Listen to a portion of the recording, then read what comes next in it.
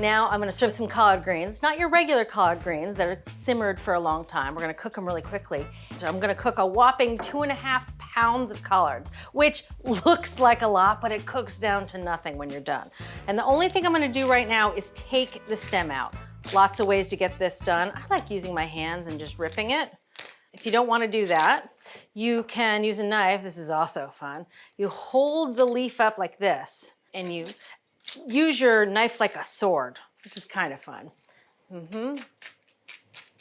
Or if you don't want to use your hands and you don't want to use your knife like a sword, you could lay it on the cutting board. And what you want to do is fold the leaf in half so that that rib is exposed and you can just slice that out. All right, so I already washed these collards, obviously.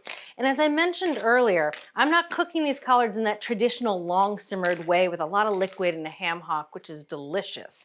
I'm cooking them in a quick way. And I grew up eating kale like this. We ate a lot of kale growing up because my opa, my German grandfather, loved to garden, but he only grew one thing, kale. And so every time we went to visit, we would fill up the back of our Buick Skylark with a ton of kale, and we had kale a lot. A lot of soups, a lot of stews, and every once in a while, my mother would fry it up with a little bacon. And so before you fry it up with bacon, which is exactly what we're gonna do with these collards, you have to blanch them in some boiling water. That softens them, it seasons them because we're gonna add salt to the water, and it makes the frying with the bacon go really quickly. Plus, you can, again, do it ahead of time. You get the theme here. You can do the fried chicken up to a day or two ahead of time. The slow cooker is doing its things for hours, and this you can prep ahead. So this is a great dinner to have. If you're tight on time one day, you can prep this ahead, or if you're having company over. These are beautiful collard greens. That would be a beautiful wall color. I might have to get my paint chips down and figure out what color that is. All right, last leaf here. It looks like enough for an army, but just wait till you see it on the other side. It'll compact to about 1/10 of its side.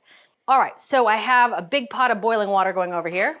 Gonna add a tablespoon of table salt. All right, in go the collards.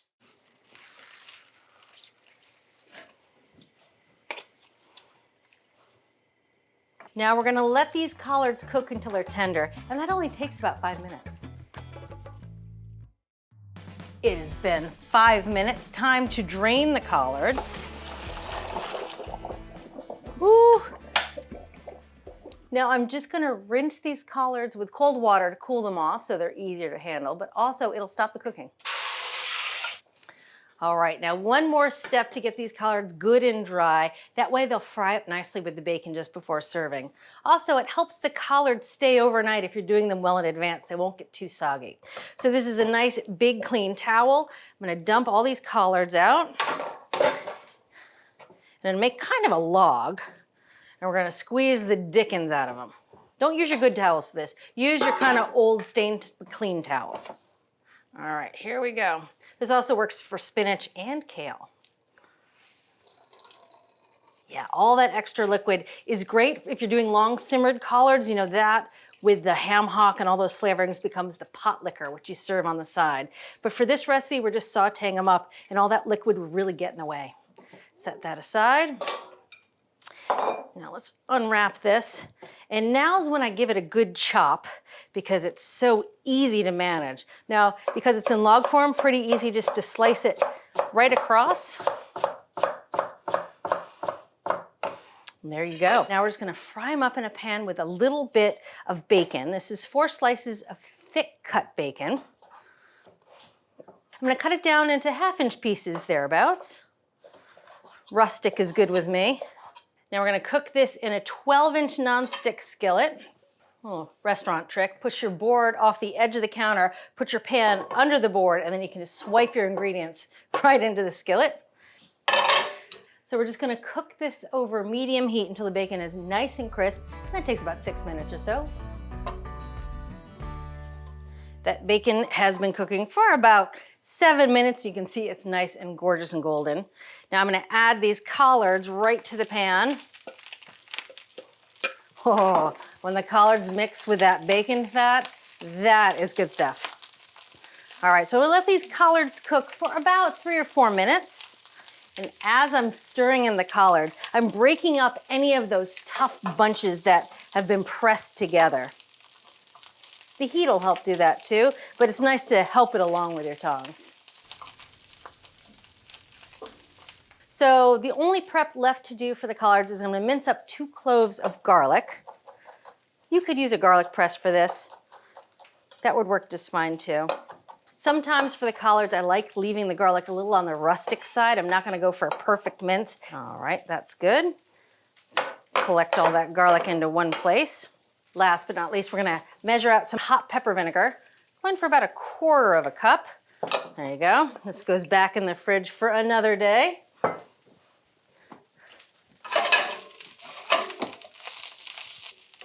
All right, it's time to add the garlic. And if you notice, I made a little bit of a hole in the center of the pan.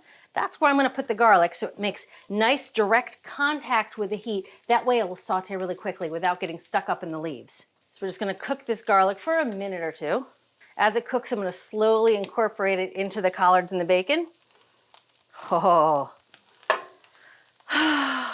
goodness, that smells good. All right, so that garlic is good and fragrant. Now time to add the vinegar.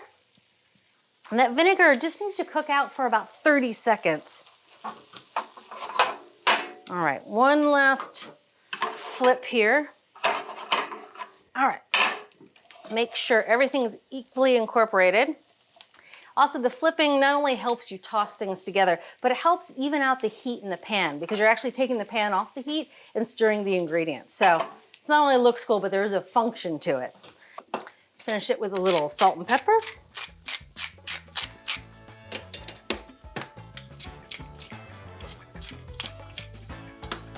Collards are done. The collard greens with the bacon and that spicy vinegar.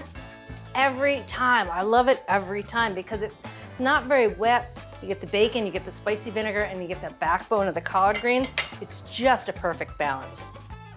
Thanks for watching. What'd you think? Leave a comment below and let me know what you're excited to cook this week. And while you're at it, hit that subscribe button. You can get today's recipes and more for free at our website, americastestkitchen.com/JuliaAtHome.